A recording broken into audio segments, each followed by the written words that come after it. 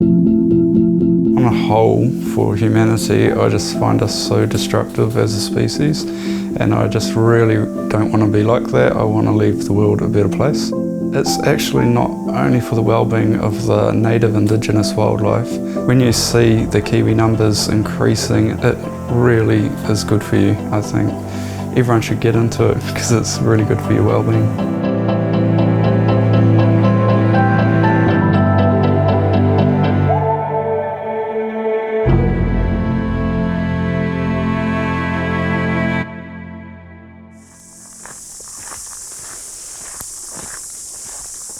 What we have here is pretty classic for Upper State Forest and really most forests in Northland. The possums have come through and they've just stripped all the leaves off this kohi tree. And they've even been eating the cabbage trees. And what happens is then the sun comes in and it penetrates. You can literally get sunburnt walking under the forest.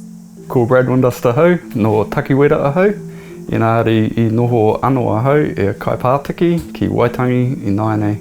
My name is Brad Windas. I live in the beautiful Bay of Islands, a little place called Kaipātiki. It's near Waitangi, up in the Upper State Forest.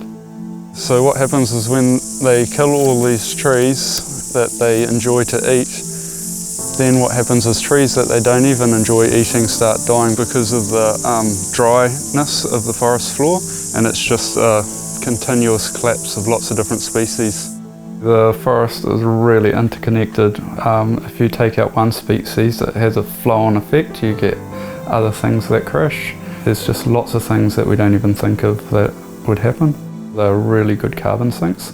They are just holding and taking in all this carbon, but when possums are trashing it, the trees are dying and they're letting carbon go.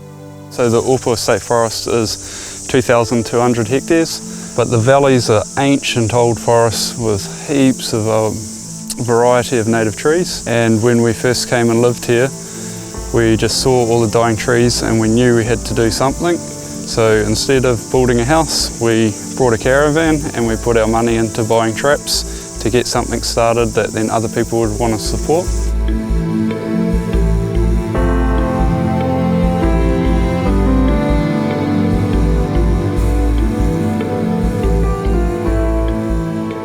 So here we have a DOC 200 stoat and weasel trap. They learn really quickly not to go in the traps.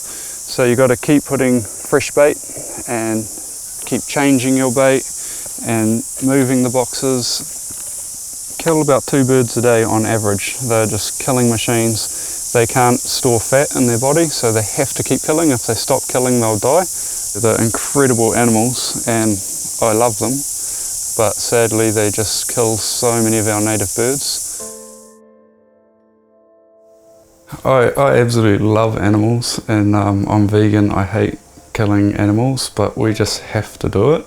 If we don't, we're consenting to extinction.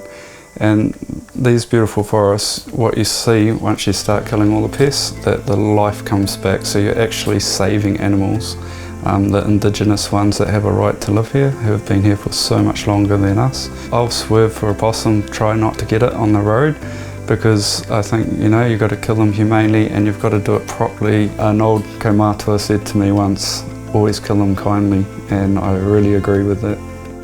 We trapped 250 hectares for 10 years now, so it's only a small part of the forest, but in that area we've gone from hearing no kiwi at all when we do our monitoring to now we have at least 22 different birds. We've got much bigger flocks of wood pigeons and even little things like the Northland green gecko, the mokomoko kakariki. We find a lot more of them now, and just the general health of the forest is so much better, from the canopy to the understory coming back up. It's like day and night when you walk inside the pest control area compared to outside the pest control area. So there's a goal in this country for the whole country to be predator free by 2050. I just think, man, what a goal to look forward to. So I get to go with my dog to pest free islands that have no pests, and they're just amazing. There's little blue penguins everywhere. There's all these seabirds and wetters and geckos, and it's just like going back in time to what New Zealand used to be like.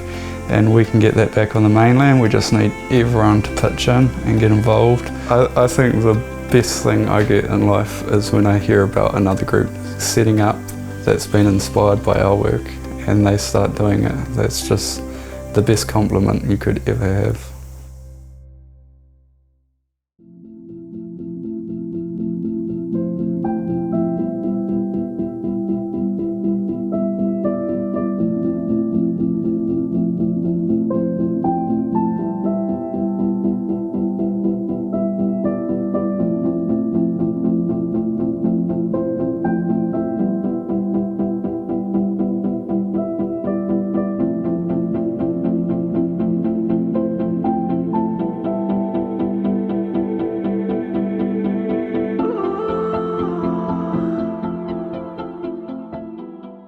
I think it's really important for children to know that they make a difference. Every choice that they make has a consequence, and that they can have that positive effect no matter how young they are.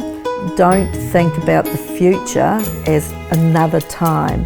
The future is right now, and we have to, making mistakes, make good choices, but always trying to be a little bit better.